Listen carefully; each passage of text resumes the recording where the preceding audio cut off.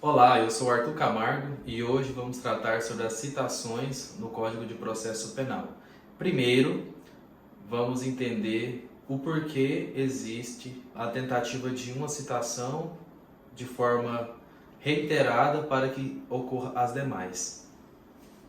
O processo penal, ele não lida com patrimônios ou bens que não são tão caros para a sociedade.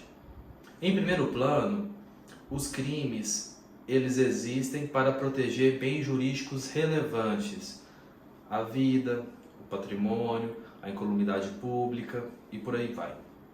As sentenças, elas privam o ser humano de um dos bens mais preciosos, que é o direito à locomoção.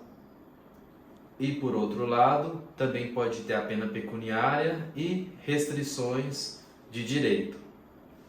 Pois bem, diante disso, não é crível, não é de bom tom e também não é constitucional que o processo penal ele tramite sem o réu saber de sua existência. Então, a regra de citação no processo penal é a citação pessoal pelo oficial de justiça. Nesse sentido, o juiz irá expedir um mandato de citação que o oficial terá que cumpri-lo. Então, ele irá até o endereço da pessoa, o endereço informado nos autos do processo, para dar ciência à pessoa que ela está sendo alvo de um processo penal, para que ele responda àquela acusação e dê início à persecução penal, que pode ser em algum dos ritos dos procedimentos comuns ou especiais que estão no canal. Voltando, o oficial de justiça foi até o endereço. Se ele encontrou a pessoa lá, ela vai assinar, vai receber a contrafé, o oficial de justiça vai certificar nos autos do processo e ali abrirá-se o prazo para a resposta à acusação. Caso o oficial de justiça vá até aquele endereço e ele não encontre o réu, aquela pessoa que está interessada na citação, ele irá diligenciar nas redondezas, conversando com vizinhos ou com quem tiver lhe atendido, se caso alguém tiver lhe atendido, procurando. Você conhece fulano de tal? Se sim, irá identificar o porquê o oficial de justiça não conseguiu citá-lo naquele momento, não lhe encontrou. Se a vizinhança não o conhecê-lo e também não souber informar nada, provavelmente o oficial de justiça irá fazer uma certidão que irá para os autos do processo e futuramente poderá ser alvo de uma citação por edital. Caso a vizinhança ou quem tiver atendido o oficial de justiça diga: não, nós conhecemos, mas ele não se encontra, mudou de endereço, aí o oficial de justiça continua a investigação, né? E alguma pessoa fala: não, na verdade ele está morando aí sim, a gente vê ele na rua uma hora ou outra, então ele está ali sim.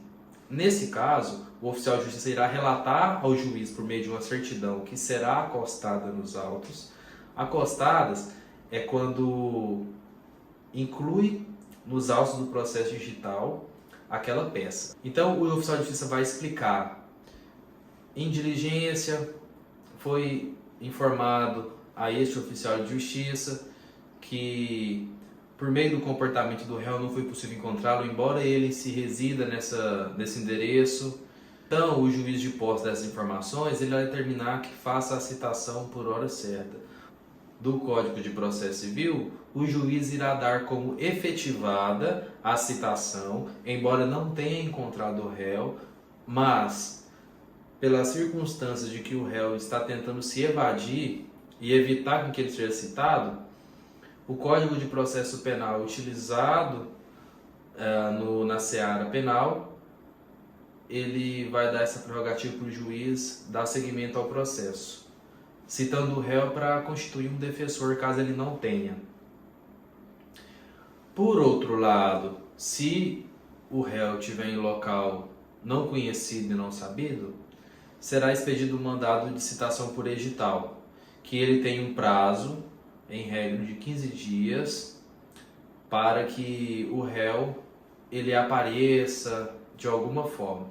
Caso esse edital volte em branco e não tenha defensor constituído o réu, O Ministério Público irá, pelo artigo 366 do Código de Processo Penal, pedir pela suspensão do prazo prescricional e do processo, porque não faz sentido continuar contando o prazo prescricional que está no artigo 109 do Código Penal se o réu não está conseguindo ser citado, porque passando o prazo prescricional, o Estado não vai poder exercer o ius puniendi, que é a capacidade de punir.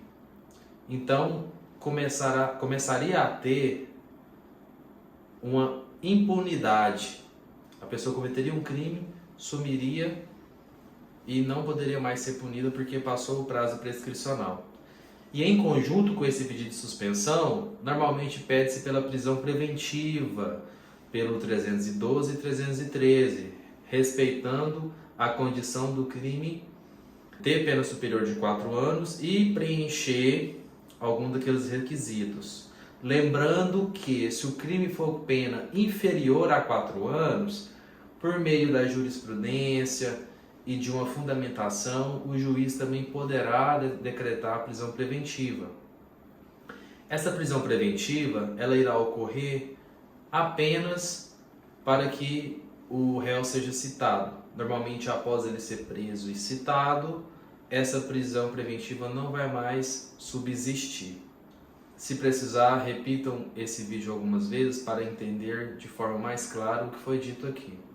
Nós passamos por 3 temas, um deles tem um pouco mais de complexidade que o outro, mas com a repetição e um pouco de leitura, acredito que fará bons estudos. Muito obrigado.